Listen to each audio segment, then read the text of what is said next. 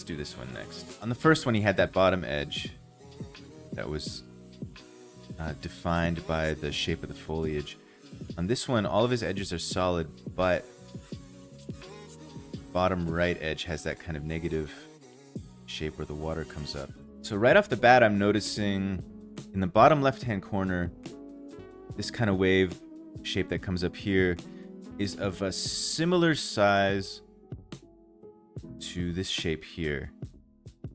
And these are kind of diagonally opposite. I think that that has to be a compositional element as well, an intentionally designed one. Although, again, when you're interpreting somebody else's art, it is none of this is absolute truth, right?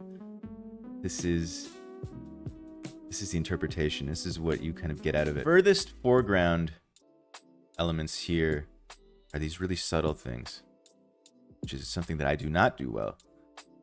If I put something, usually the thing that's in the most foreground for me is quite obvious. But here it's just these three flowers and this little tuft of grass. So I think if you took that out, the composition would be a lot weaker, not slightly weaker. I think that that's a really important element. Aside from the background, it might be the darkest thing. In this one, it's squared off, but it's also open in this corner. The shape of the water. These crazy swirls. And that's the only place he's using color lines, I think. I think his lines are all black, except in the water. That is an interesting choice. And again, as in his first one, he has this strong vertical shape on the right edge of his composition. And this kind of pointing back in. So if you come in and around through this, you get down to the bottom right corner where most people, I think, will exit the composition somewhere in the bottom right corner. This brings you right back up, points you over, and connects in with the feet of the creature here. His antler design in this one is different from the previous one, and I think this twisting of this cattail or whatever here is another one of those rhythms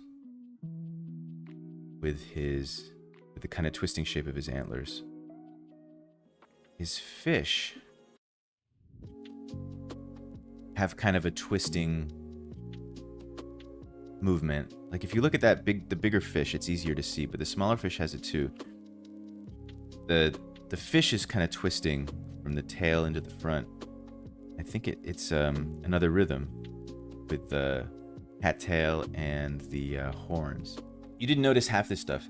I didn't notice half this stuff either until I started drawing it. That's the real benefit.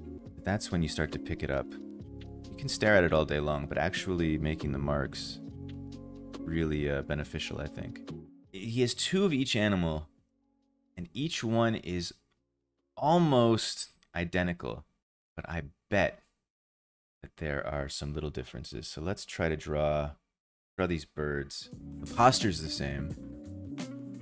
The eye is the same. I think the main difference between these ones is shape, tail feathers.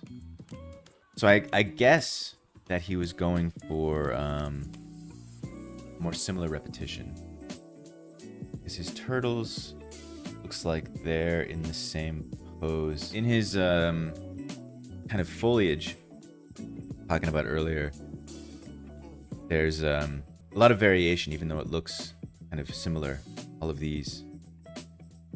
But it looks like his animals in this one are basically all in the same position.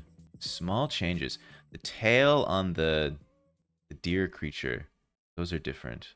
And then, of course, his little squirrel guys are more of a mirror than a repetition. But his fish are the same too. The water droplets above his fish kind of mimic the shape of his foliage as well. That kind of grassy hill. That's interesting. Also interesting, all of his animals are framed, all their heads. So the deer, the big one is framed by the black background. The little one is framed perfectly. The head is framed perfectly by the body of the bigger one. All the squirrel, birds, turtles are all framed clearly by the background. And the little fish is too. The only one that's not is the big fish. It's kind of another interesting, subtle variation. All of the rhythms, all the heads of all the animals perfectly framed by what's behind them, except that one fish, his head is chopped in half by the dividing line between the water and the hill. 4 tones. Yeah. I think four major. You know what? I'm thinking 5 because that water is white. I'm going to say 5 tones. Let's swatch this one. All right, final thoughts on this piece. He's kind of broken this up into 3 big zones. There's the, at least to my eye, there's 3 big zones. There's the top section here above the flowy vine where the birds and the squirrels are. There's that middle chunk, the turtles and the deer. And then there's the bottom section where the fish are. And they're roughly the same size. The middle one is a bit bigger. And that negative shape, again, of that middle section really mimics the hill and the sort of flow of this vine here. So that's quite nice. This one, I'm not sure. I don't remember when these were made. But to me, this one looks like a proto version of the other 2. What do you guys think?